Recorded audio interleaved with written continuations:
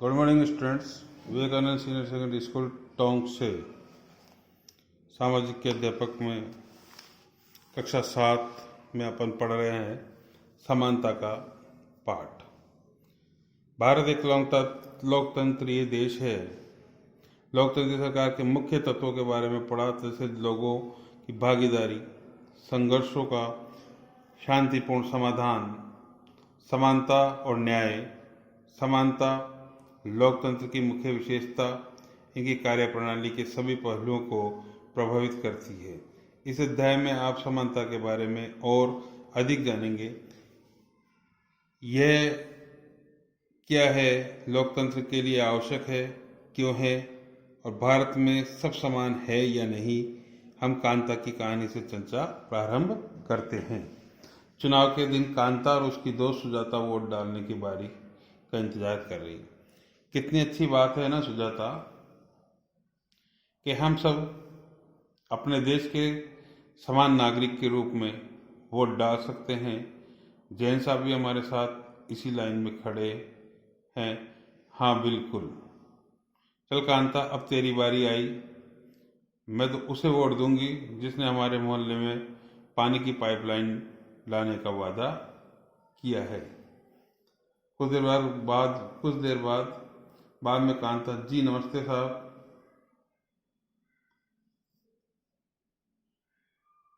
घर पे गुड़िया बुखार में पड़ी है और इसे अस्पताल लेकर के जाना है, पर पहले साहब के घर का काम कर आऊं और उनसे कुछ पैसे उधार ले आऊं। घर पर ले ये पी ले, कुछ अच्छा लगेगा तुझे, और मैं जब शाम को लौटूंगी तो अपन अस्पताल चलेंगे। ठीक है गुड़िया, बार बार बीमार नहीं पड़ेगी तो क्या होगा। इस बस्ती में तो कभी साफ सफाई होती ही नहीं है।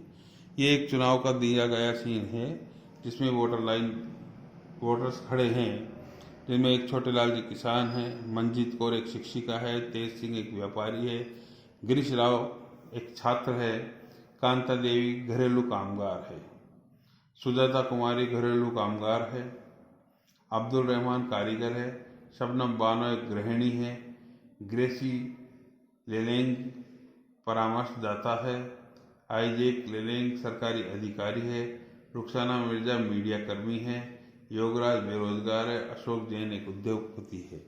ये इसके बीच में कांता के उसके बीच में बातचीत चली है। उसके बाद में वह अपना वोट डाल करके घर आती है तो उसकी बच्ची बीमार पड़ी है, उसके अस्पताल दिखाने की बातचीत चलती है। आगे देखेंगे मताधिकार की समानता। कहानी का प्रारंभ कांता के वोट डाल देने की लाइन में खड़े होने से होता है। पुनः उन विभिन्न लोगों की ओर देखो और उनके साथ लाइन में खड़े हैं। कांता अपने मालिक अशोक जैन को पहचान लेती है और अपने पड़ोसी छोटे लाल जी को भी। भारत जैसे एक लोकतंत्रीय देश में सब वयस्कों को मत देने का अधिकार है, चाहे उनका धर्म कोई भी हो, शिक्षा का स्तर या जाति कुछ भी हो, वे गरीब हो या अमीर हो। इसे जैसा कि आप पिछले वर्ष की पुस्तक में पढ़ चुके, सार्वभौमिक वयस्क मताधिकार कहा जाता है। यह सभी लोकतंत्रों का आवश्यक पहलू है। सार्वभौमिक वयस्क मताधिकार का विचार समानता के विचार पर आधारित है, क्योंकि यह घोषित करता है कि देश का हर वयस्क, स्त्री या पुरुष, चाहे उसका आर्थिक स्तर या जाति कुछ भी क्यों न हो, एक वोट का हकदार है। कांता वोट देने के लिए बहुत उत्सुक है और यह देख कर बहुत खुश है कि वह अन्य सबके बराबर है, क्योंकि उन सबके पास भी एक ही वोट है। परंतु जैसे जैसे दिन बीतता है, कांता के मन में समानता के वास्तविक अर्थ के बारे में शंका होने लगती है। वह क्या बात जिसे कांता के मन में शंका पैदा कर रही है, आओ उनके जीवन की दिनचर्या देखें। वह एक झोपड़पट्टी में रहती है। उसके घर के पीछे एक नाला है। उसकी बेटी बीमार है, परंतु अपने काम से एक दिन की छुट्टी नहीं ले सकती, क्योंकि उसे अपने मालिक से बच्ची को डॉक्टर के पास ले जाने के लिए पैसे उधार लेने हैं। घरेलू काम की नौकरी उसे थका देती है और अंततः उसके दिन की समाप्ति फिर लंबी लाइन में खड़े होकर होती है। सरकारी अस्पताल के सामने लगी ये लाइन उस लाइन से भी भिन्न है जिसमें सुबह लगी थी, क्योंकि इस लाइन में खड़े अधिकांश लोग गरीब हैं। कोने से अच्छे साफ करो, इस चित्र में दिखा रखा है। कांता, ये ले तेरे पैसे, पर पहले से पैसे मांगने की आदत मत बनाओ, समझो। जी मैडम, नहीं बनाऊंगी। उस शाम को बस जरा सी देर और बेटी। जैन मैडम और जैन साहब वोट डालने के लिए लाइन में भले ही खड़े रहे हो, पर अपने बच्चों के इलाज के लिए उन्हें लाइन में नहीं लगना पड़ता, क्योंकि वो पैसे वाले होते हैं और गरीब को खड़ा होना पड़ता है। आपके विचार से समानता के बारे में शंका करने के लिए कांता के पास क्या पर्याप्त कारण है? उपरोक्त कहानी के आधार पर उनके ऐसा सोचने के 3 कारण बताइए। पहला कारण, उसकी आर्थिक स्थिति कमजोर थी। दूसरा कारण कि उसकी बच्ची बीमार थी जिसे वह अस्पताल दिखा नहीं सकती थी। तीसरा कारण, गरीबी के कारण उसे सरकारी अस्पताल की लंबी लाइनों में खड़ा होना पड़ता था। अन्य प्रकार की समानताएं, कांता उन सबसे लोगों में से एक है जो भारतीय लोकतंत्र में रहते हैं और जिन्हें मताधिकार प्राप्त है, लेकिन जिनका दैनिक जीवन और कार्य करने की स्थितियां समानता से बहुत दूर है। निर्धन होने के अतिरिक्त भारत में लोगों को अनेक कारणों से भी असमानता का सामना करना पड़ता है। इसका आशय हम निम्नलिखित 2 कहानियों को पढ़कर के समझेंगे। ये दोनों ही वास्तविक घटनाओं पर आधारित है। भारत में होने वाली विभिन्न प्रकार की असमानताओं पर प्रकाश डालती है। भारत में सामान्यतः प्रचलित असमानताओं से एक है जातिगत व्यवस्था। यदि आप ग्रामीण भारत में रहते हैं तो जातिगत पहचान का अनुभव शायद बहुत छोटी आयु में भी हो जाता है। यदि आप भारत के शहरी क्षेत्र में रहते हैं तो शायद ये सोचेंगे कि लोग अब जात पात में विश्वास नहीं करते, परंतु जरा एक प्रमुख समाचार पत्र के वैवाहिक विज्ञापन के कॉलम को देखिए तो आप पाएंगे कि उच्च शिक्षा प्राप्त शहरी भारतीय के दिमाग में भी जाति कितनी महत्वपूर्ण है। आइए अब एक कहानी स्कूल जाने वाले एक दलित बच्चे के पहले विज्ञापन देख लेते हैं।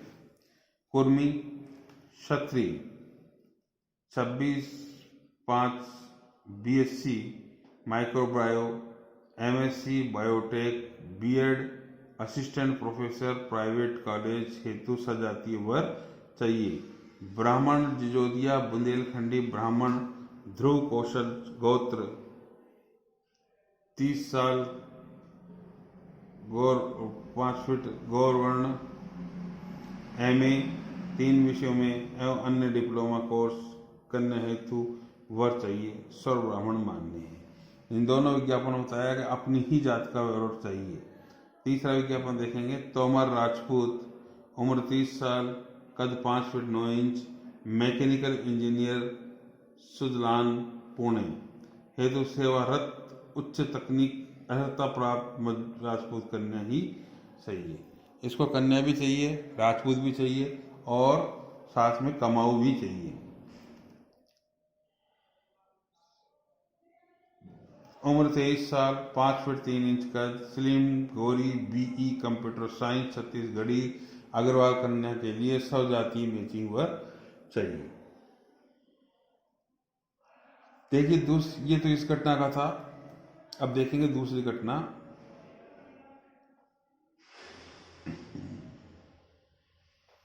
जाति की सूचना देने वाले अंशों पर गोले बनाने हैं। ये देखिए, ये बन गया। ये अग्रवाल पे गोला बना दिया अपन ने। यहाँ पर पुणे हेतु राजपूत करना चाहिए, ये राजपूत के लगा दिया, ये ब्राह्मण के लग गया और यहाँ पर कुर्मी लग गया, ये अपन। आइए अब एक कहानी स्कूल जाने वाले एक दलित बच्चे के अनुभव के बारे में पढ़े। दलितों के बारे में आप पहले ही पिछले वर्ष की पुस्तक में पढ़ चुके हैं। दलित एक ऐसा शब्द है जो निचली कही जाने वाली जाति के लोग स्वयं को संबोधित करने के लिए प्रयोग में लेते हैं। दलित का अर्थ होता है कुचला हुआ या टूटा हुआ। और इस शब्द का इस्तेमाल करके दलित के संकेत करते हैं कि पहले भी उनके साथ बहुत भेदभाव होता था और आज भी हो रहा है। तो दलित का अर्थ है कुचला हुआ या टूटा हुआ। ओम प्रकाश वाल्मीकि 1950 में पैदा हुए, 2013 के अंदर उनका स्वर्गवास हो गया। एक प्रसिद्ध दलित लेखक हैं। अपनी आत्मकथा जूटन में लिखते हैं, स्कूल में दूसरे से दूर बैठना पड़ता था, वह भी जमीन पर। अपने बैठने की जगह तक आते आते चटाई छोटी पड़ जाती थी। कभी कभी तो एकदम पीछे दरवाजे के पास बैठना पड़ता था, जहां से बोर्ड पर लिखे अक्षर धुंधले दिखाई देते थे। कभी कभी बिना कारण पिटाई भी कर देते थे। जब एक कक्षा 4 में थे, प्रधानाध्यापक ने ओम प्रकाश से स्कूल और खेल मैदान में झाड़ू लगाने को कहा। वे लिखते हैं, लंबा चौड़ा मैदान मेरे वजूद से कई गुना बड़ा था, जिसे साफ करने में से मेरी कमर दर्द करने लगी। धूल से चेहरा, सिर और अट गए, मुंह के भीतर धूल घुस गई। मेरी कक्षा में बाकी बच्चे पढ़ रहे थे, मैं झाड़ू लगा रहा था। हेडमास्टर अपने कमरे में बैठे थे, लेकिन निगाह मुझ पर टिकी थी। पानी पीने तक की इजाज़त नहीं थी। पूरा दिन मैं झाड़ू लगाता रहा। स्कूल के कमरों की खिड़की, दरवाजों से मास्टर और लड़कों की आंखें छिपकर तमाशा देख रही थी। ओम प्रकाश से अगले 2 दिनों तक स्कूल और खेल के मैदान में झाड़ू लगवाई जाती रही। यह क्रम तभी रुका जब उधर से गुजरते हुए उसके पिता ने अपने बेटे को झाड़ू लगाते देखा। उन्होंने शिक्षकों का साहसपूर्वक सामना किया और ओम प्रकाश का हाथ पकड़ करके स्कूल से बाहर जाते हुए ऊंचे स्वर में सबको सुनाते हुए कहा, मास्टर हो इसलिए जा रहा हूँ, पर इतना याद रखिए, मास्टर यूं ही पढ़ेगा इसी मदरसे में, और यूं ही नहीं, इसके बाद और भी आएंगे पढ़ने को। ओम प्रकाश वाल्मीकि की किताब है ये, जूटन। मुख्य पृष्ठ है जिसमें उन्होंने एक दलित बालक के रूप में बड़े होने के अनुभव को प्रस्तुत किया है। आपके विचार से ओम प्रकाश वाल्मीकि के साथ उसके शिक्षक और सहपाठियों ने असमानता का व्यवहार क्यों किया? अपने आप को ओम प्रकाश वाल्मीकि की जगह रखते हुए 4 पंक्तियां लिखिए और उक्त स्थिति में आप कैसा अनुभव करते हैं। देखिए, जो उनके शिक्षकों ने किया, जो हेडमास्टर साहब ने किया, वो अमानवीय कृत्य था, असमानता प्रतीत करते था, उससे असमानता प्रतीत हो रही थी। आखिर उन्होंने केवल उस दलित बच्चे से ही झाड़ू लगाने को क्यों कहा, अन्य बच्चों से क्यों नहीं कहा? पहली चीज, जब सब बच्चे खाना खा रहे थे तो बस उस बच्चे को ही जगह क्यों नहीं मिल रही थी? उसको ही नीचे जमीन पर क्यों बैठाया जा रहा था? वो भी एक असमानता का प्रतीक था। क्लास के अंदर जब उसको सबसे लास्ट में बैठाया जाता था, वो भी एक असमानता का प्रतीक था। अगली कहानी को पढ़ेंगे। दूसरी कहानी एक ऐसी घटना पर आधारित है जो भारत के एक बड़े शहर में घटी और देश के अधिकांश भागों में ऐसा होना एक सामान्य बात है। यह कहानी श्री और श्रीमती अंसारी की है, जो शहर में किराए पर एक मकान लेना चाहते थे। वे पैसे वाले थे, इसलिए किराए की कोई समस्या नहीं थी। वे मकान ढूंढने में मदद लेने के लिए एक प्रॉपर्टी डीलर के पास गए। डीलर ने उन्हें बताया कि वे कई खाली मकानों के बारे में जानता है जो किराए पर मिल सकते हैं। वे पहला मकान देखने गए। अंसारी दंपत्ति को मकान बहुत अच्छा लगा। उन्होंने मकान लेने का निर्णय कर लिया। फिर जब मकान मालकिन ने उनके नाम सुने तो वह बहाने लगाने लगी। वह मांसाहारी लोगों को मकान नहीं दे सकती, क्योंकि उस बिल्डिंग में कोई भी मांसाहारी व्यक्ति निवास नहीं करता है। प्रॉपर्टी डीलर और अंसारी दंपत्ति दोनों ही ये सुनकर के आश्चर्यचकित रह गए, क्योंकि पड़ोस से मछली पकाने की गंध आ रही थी। उनके सामने उन दूसरे और तीसरे मकानों में भी उन्हें पसंद आए थे। यही बहाना दोहराया गया। अंत में प्रॉपर्टी डीलर ने सुझाव दिया कि क्या वे अपना नाम बदल करके श्री और श्रीमती कुमार रखना चाहेंगे। अंसारी दंपति ऐसा करने के इच्छुक नहीं थे, इसलिए उन्होंने कुछ और मकान देखने का निश्चय किया। अंत में लगभग 1 महीने ढूंढने के बाद उन्हें एक मकान मालकिन मिली जो उन्हें किराए पर मकान देने को तैयार हो गई। आपके विचार से अंसारी दंपति के साथ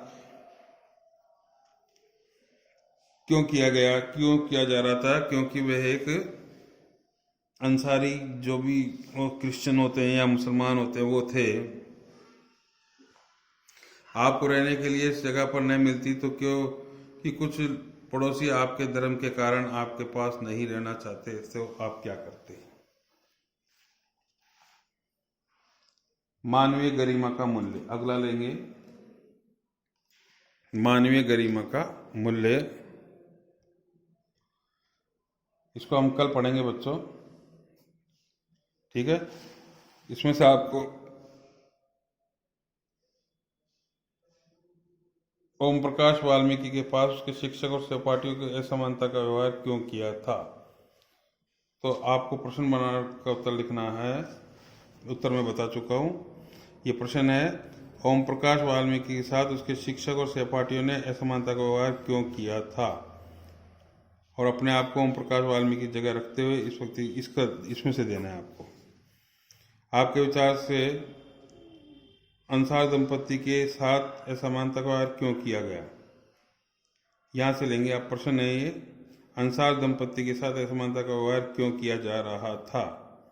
यदि आप अंसार दंपति की जगह होते तो आपको रहने के लिए इस कारण जगह नहीं मिलती, तो क्योंकि बस ये यहीं ले लेना आप, ये तो इसमें देंगे, ठीक है बच्चों। अब कल इसको पढ़ेंगे अपन। तब तक के लिए बाय, गुड बाय।